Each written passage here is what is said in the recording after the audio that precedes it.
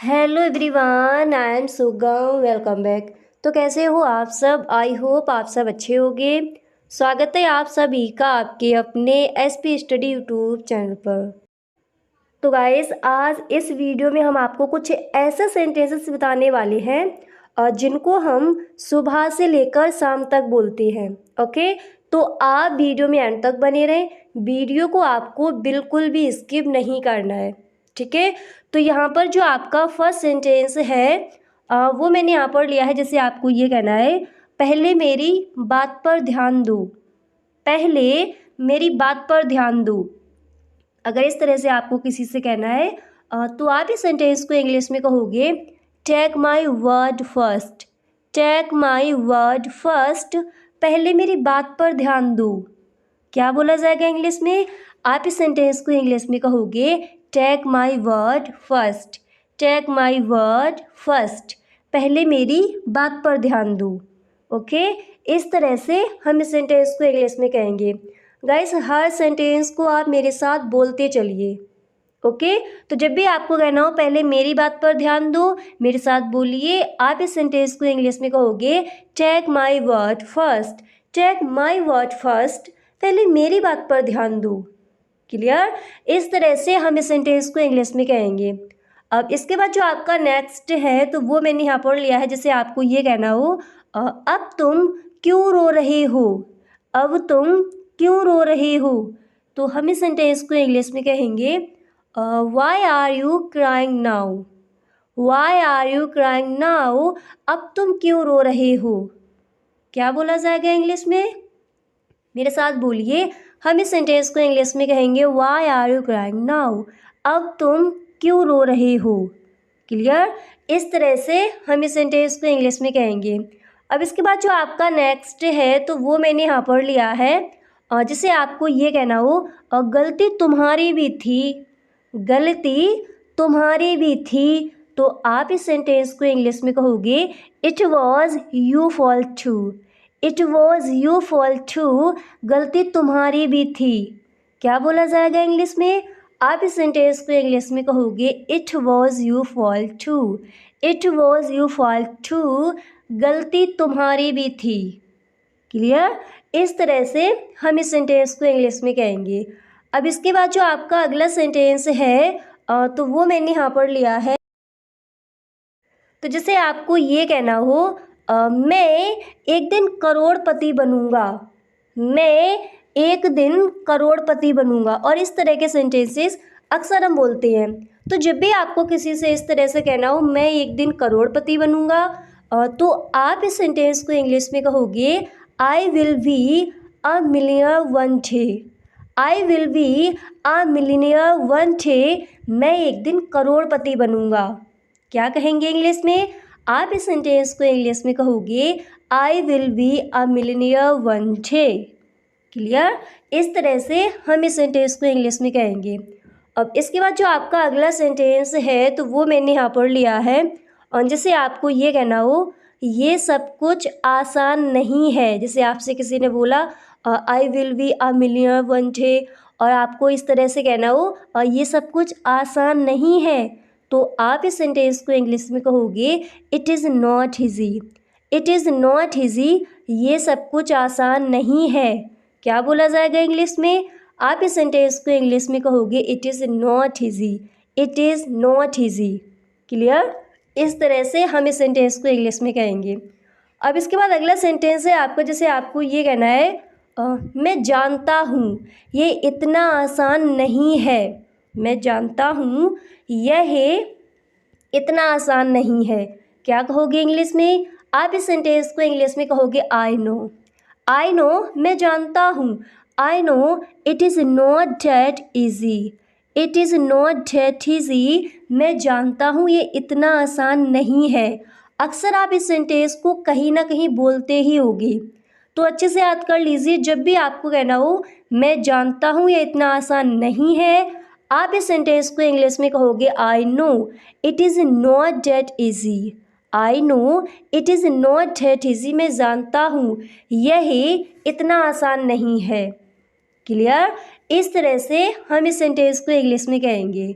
अब इसके बाद जो आपका अगला सेंटेंस है तो वो मैंने यहाँ पर लिया है, जिसे आपको ये कहना है मुझे पता है कि यह उतना आसान नहीं जितना आप सोचते हो।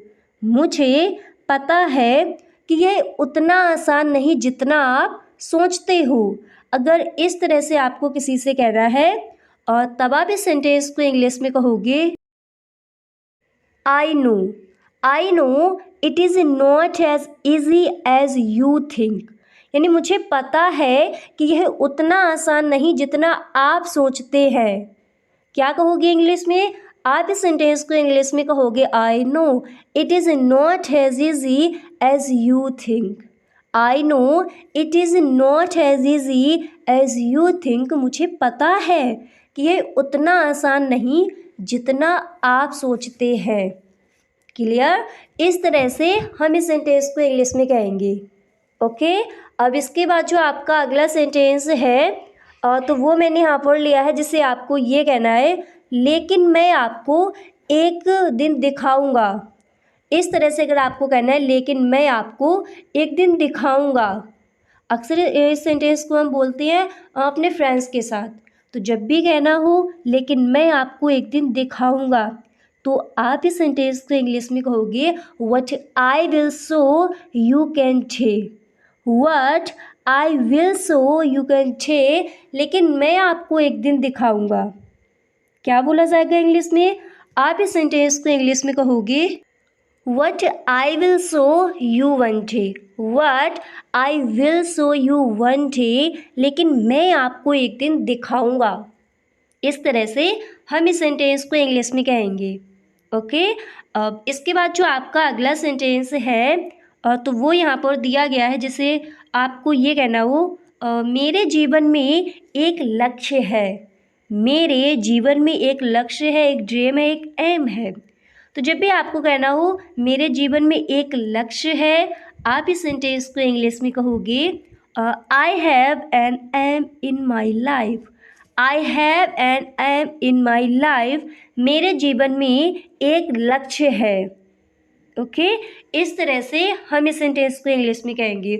और अगर आपको ये कहना है लेकिन मैं आपको एक दिन करके दिखाऊंगा, तब आप इस सेंटेंस को इंग्लिश में कहोगे what I will show you one day.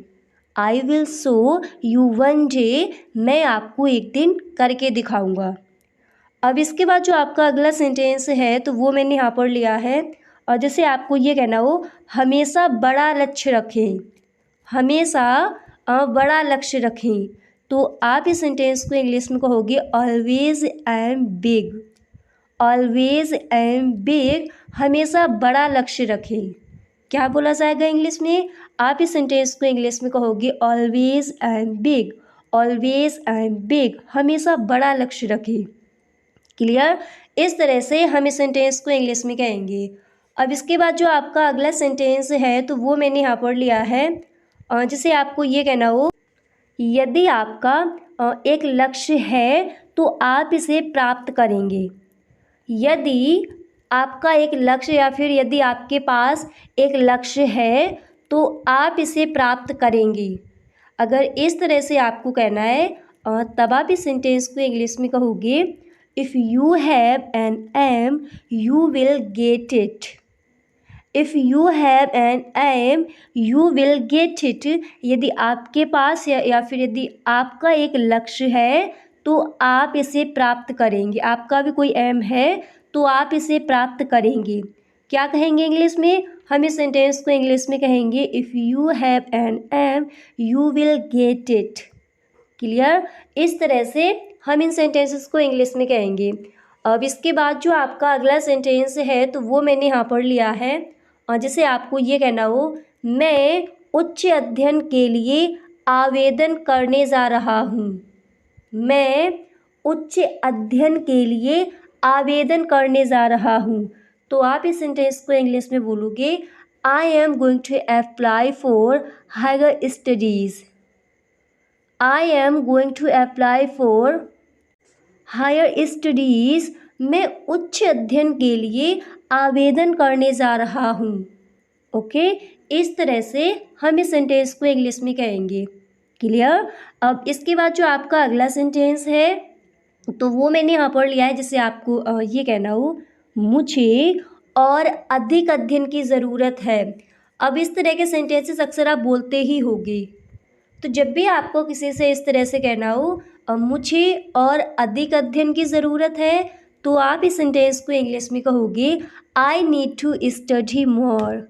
I need to study more, मुझे और अधिक अध्ययन की ज़रूरत है, नीड है। क्या कहेंगे इंग्लिश में? आप इस सेंटेंस को इंग्लिश में कहोगे, I need to study more. I need to study more, मुझे और अधिक अध्ययन की या फिर मुझे और अध्ययन की ज़रूरत है। क्लियर। इस तरह से आप इस सेंटेंस को इंग्लिश में कहोगे। अब इसके बाद जो आपका अगला सेंटेंस है तो वो मैंने यहाँ पर लिया है जिसे आपको ये कहना हो, मुझे नौकरी पाने के लिए अपनी पढ़ाई पर ध्यान देने की ज़रूरत है। अगर इस तरह से आपको कहना हो, मुझे नौकरी पाने के लिए अपनी पढ़ाई पर ध्यान देने की ज़रूरत है, तो आप इस सेंटेंस को इंग्लिश में बोलोगे, I need to focus on my studies to get a job. I need to focus on my studies to get a job. मुझे नौकरी पाने के लिए, मुझे जॉब पाने के लिए अपनी पढ़ाई पर ध्यान देने की ज़रूरत है, फोकस करने की ज़रूरत है। क्या बोला जाएगा इंग्लिश में? आप इस सेंटेंस को इंग्लिश में बोलोगे, I need to focus on my studies to get a job. Clear. अच्छे से याद हो गया? तो इस तरह से हम इस सेंटेंस को इंग्लिश में कहेंगे। अब इसके बाद जो आपका नेक्स्ट है तो वो मैंने यहाँ पर लिया है जिसे आपको ये कहना हो, मेरे पापा चाहते हैं कि मैं गूगल में नौकरी कर लूँ। अब इस तरह के सेंटेंसेस भी आप अक्सर बोलते ही होंगे। अब जैसे आपको कहना है, मेरे चाचा चाहते हैं कि मैं गूगल में नौकरी कर लूँ, मेरा भाई चाहता है कि मैं गूगल में नौकरी कर लूँ। अब जहाँ भी आप नौकरी कर लो और जो भी आपका चाहता है उनको यहाँ पर आप ऐड कर सकते हो। अगर आपको इस तरह से ही कहना हो, मेरे पापा, मेरे पिताजी चाहते हैं कि मैं गूगल में नौकरी कर लूँ, तब आप इस सेंटेंस को इंग्लिश में कहोगे, my dad wants me to get a job in Google. My dad wants me to get a job in Google. मेरे पापा चाहते हैं कि मैं गूगल में नौकरी कर लूँ। क्या कहेंगे इंग्लिश में? आप इस सेंटेंस को इंग्लिश में कहोगे, my dad wants me to get a job in Google. Clear. इस तरह से आप इस सेंटेंस को इंग्लिश में कहोगे। ओके। अब इसके बाद जो आपका अगला सेंटेंस है तो वो मैंने यहाँ पर लिया है जिससे आपको ये कहना हो, गूगल में नौकरी पाने के लिए मुझे और अध्ययन करना होगा। गूगल में नौकरी पाने के लिए मुझे और अध्ययन करना होगा, तो आप इस सेंटेंस को इंग्लिश में कहोगे, to get a job in Google I have to study मोर।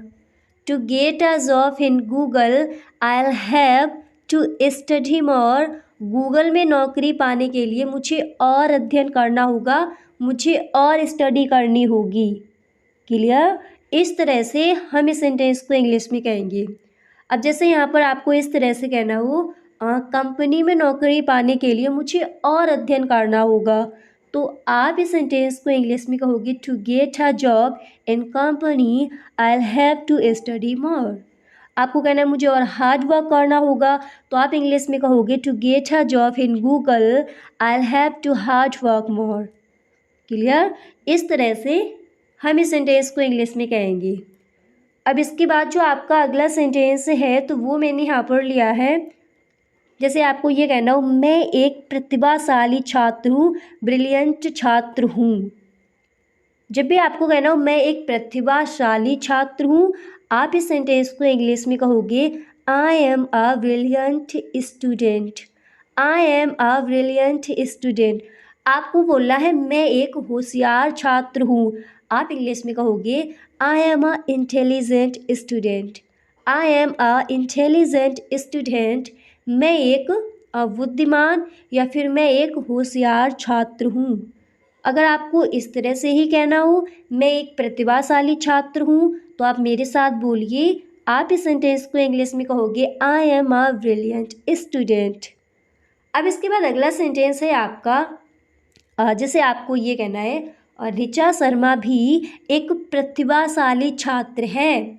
अब जिसका भी आपको नाम लेना है उनका यहाँ पर आप ले सकते हो। जैसे आपको कहना है मोहन भी एक प्रतिभाशाली छात्र है, कशिश भी एक प्रतिभाशाली छात्र है, या फिर आपको ये कहना हो कशिश एक होशियार छात्र है, तो आप इंग्लिश में कहोगे कशिश इज़ आल्सो अ इंटेलिजेंट।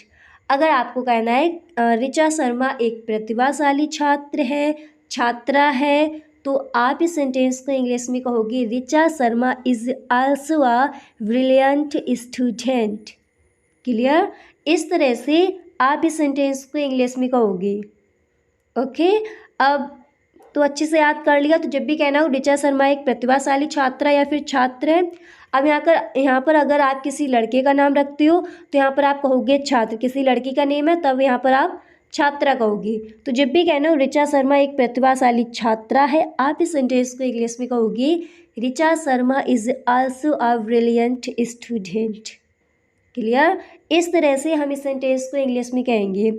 अब इसके बाद अगला सेंटेंस है आपका, जैसे आपको ये कहना है मेरे माता पिता को मुझसे बहुत उम्मीदें हैं।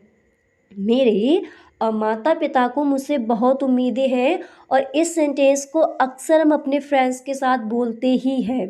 तो जब भी कहना हो मेरे माता पिता को या फिर मेरे भाई बहनों को मुझसे बहुत उम्मीदें हैं, आप इस सेंटेंस को इंग्लिश में कहोगे my parents have a lot why expectations from me. My parents have a lot of expectations from me. मेरे माता पिता को मुझसे बहुत उम्मीदें हैं, बहुत एक्सपेक्टेशंस हैं। क्लियर? इस तरह से आप इस सेंटेंस को इंग्लिश में कहोगे। तो जब भी कहना हो मेरे माता पिता को मुझसे बहुत उम्मीदें हैं, आप इस सेंटेंस को इंग्लिश में कहोगे my parents have a lot of expectations for me. Clear? इस तरह से हम इस सेंटेंस को इंग्लिश में कहेंगे। आई होप काफ़ी सारे सेंटेंसेस यहाँ पर आपको याद भी हो गए होंगे। तो गाइस, अगर आपको सच में वीडियो पसंद आया है तो आप इस वीडियो को एक लाइक ज़रूर कर दें, और यदि आप चैनल पर पहली बार आए हैं तो प्लीज़ चैनल को सब्सक्राइब कर लेना, बेल आइकन को भी प्रेस कर देना, ताकि वीडियो की जो भी नोटिफिकेशन हो वो सबसे पहले आपके पास पहुँचे। वीडियो पसंद आया करे तो एक बार सभी दोस्तों में वीडियो को शेयर ज़रूर किया करें। Okay, thank you so much.